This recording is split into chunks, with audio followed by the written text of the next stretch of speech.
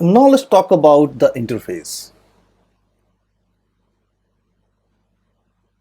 So what is an interface? Interfaces are the properties that may be required by a certain class. So interfaces basically is not a class. It's just the properties fulfillment for a class. Okay, an interface doesn't come under the concept of, means it doesn't implement the inheritance for that particular class. For example, if I say person, we made a person as an abstract class. Whether this person is an abstract class or not an abstract class, it doesn't matter. Okay, but we can say in this inheritance tree the employee is a person. Okay, that is valid. But suppose this person has some friends. Okay, now I want to add this friend in a person list. So I cannot say, if I create a class, the friends is a person, friend is a person. Okay, it doesn't feel good. Okay, means it doesn't fill in that particular inheritance tree. So what we can do, you can tell to this person, okay, if you are going to add the friend, okay, you can use a method name add friend with the name of the friend.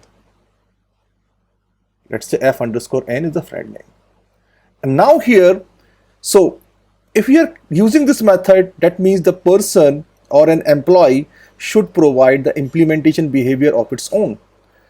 My friend is a different name, your friend is a different name, so there should be an implementation of the persons, or means of the classes. Means class should give their own implementation for this person, for these friends. So that's why what you can do, you can create an interface with some name, let's say friends, and here you will give the final variable. Okay, if you are going to declare, the variable should be final, and you can create the abstract methods here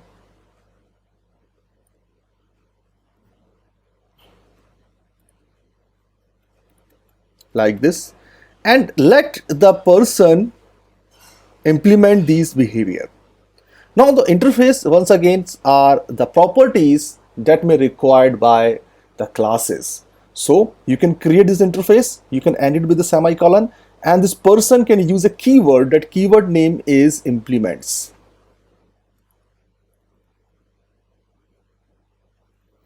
and can add this interface. So once the interface has been added, it's the responsibility of the person class to provide the body feature for this particular interface method.